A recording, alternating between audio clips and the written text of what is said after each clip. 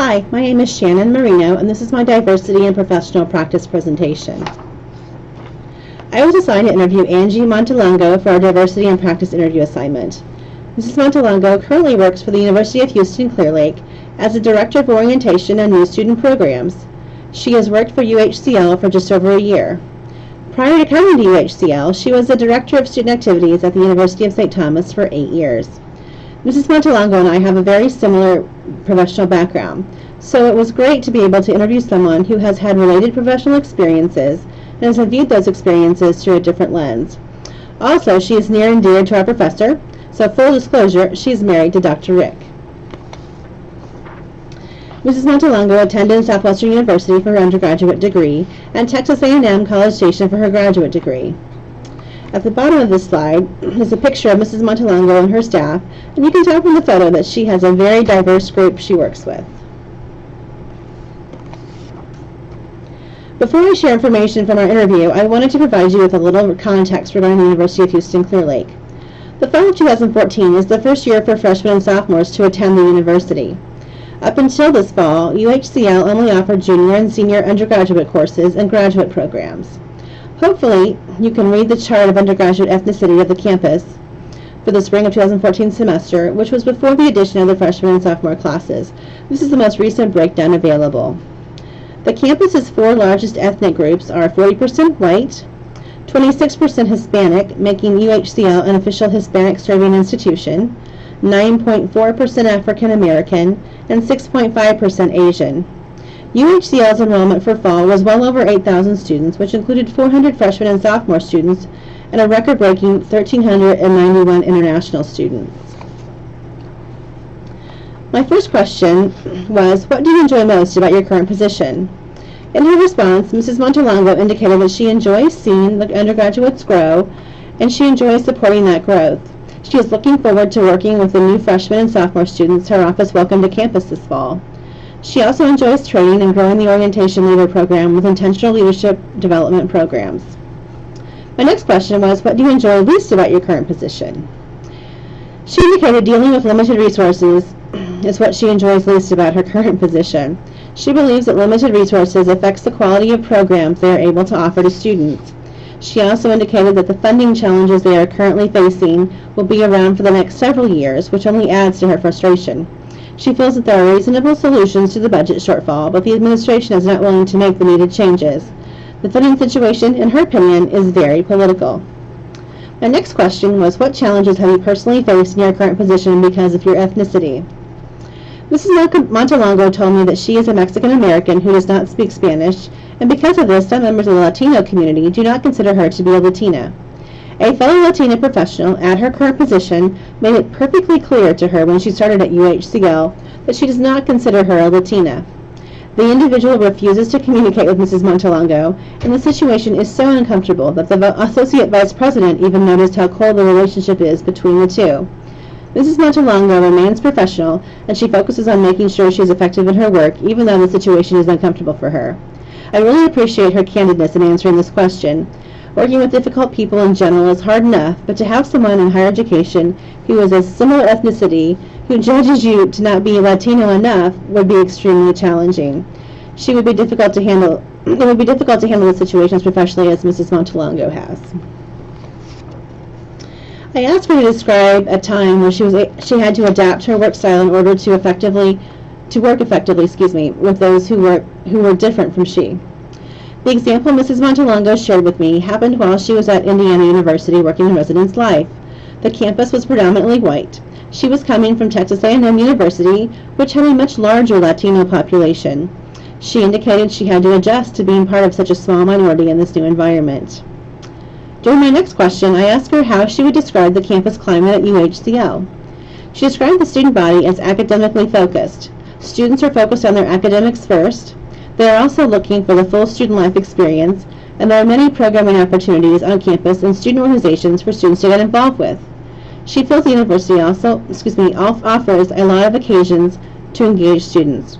She indicated the university must now focus on engaging their students for 4 years instead of 2 years. I asked her, how does she promote cultural competency development among her staff members. She described her staff as small and diverse, but who also share the same values.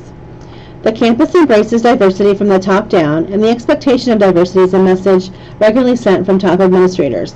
For her staff specifically, training is important in becoming culturally competent.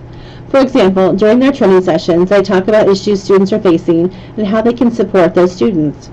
International students, who make up 14% of UHCL's population, are a group of students that she indicated need a lot of support during their time at the university. She shared that there is a special orientation for international students. My next question was, what efforts have you made or have you been involved with to foster diversity, understanding, and reduction of bias? She attends webinars on topics like disability services so she can better serve their disabled students. They also hold hot topic sessions on issues related to multiculturalism, which may include a skit that addresses a current issue or a presentation about different organizations on campus that support multicultural students. She believes it is important for higher education professionals to be role models every day and that we should also promote a positive, safe environment which offers opportunities for discussion on diversity. My next question was, as a leader, what kind of efforts do you make to ensure commitment to diversity initiatives on your campus?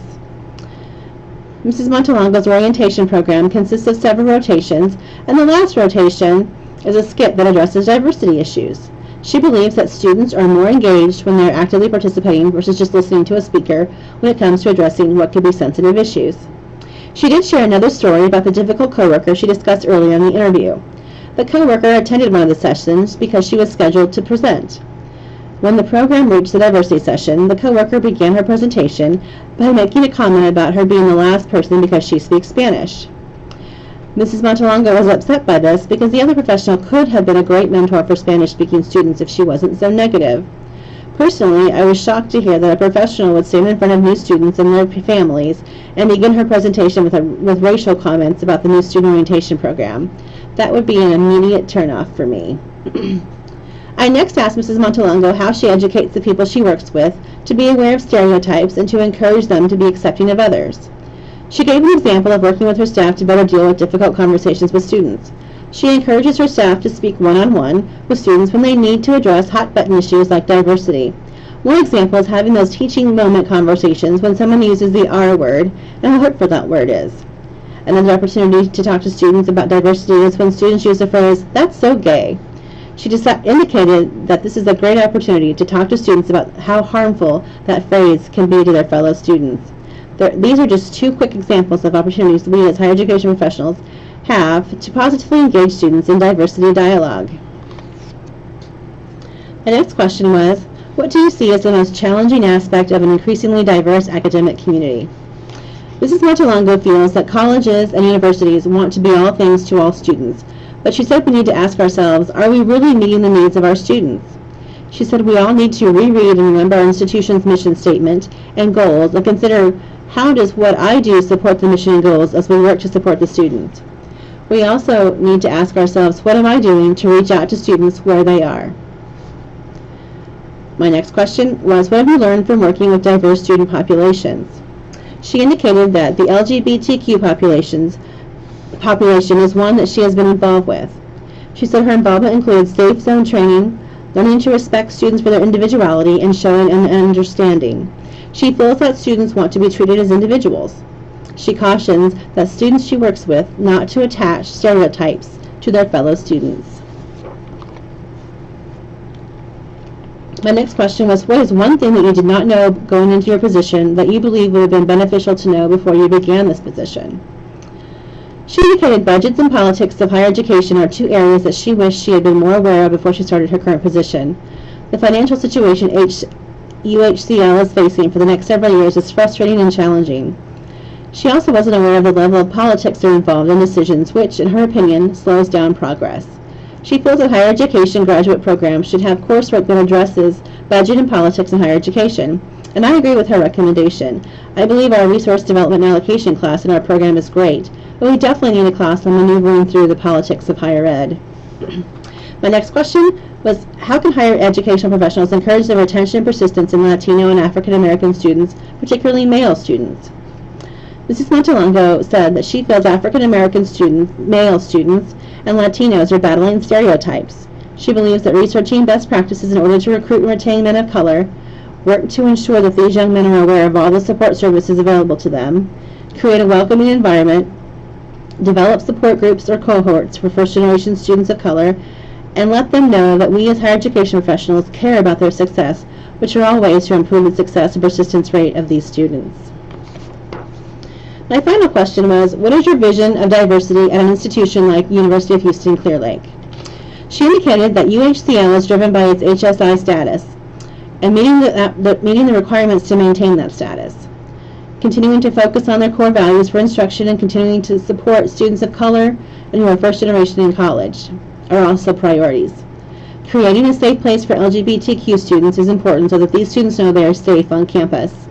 She also said that you cannot always see diversity and gave the examples of gender-related and disabled students to name just two types of students whose diversity may be invisible. Maintaining a dialogue about diversity and diversity issues and making sure students feel safe to have those types of conversations is key to creating a healthy and diverse culture on campus. My overall thoughts.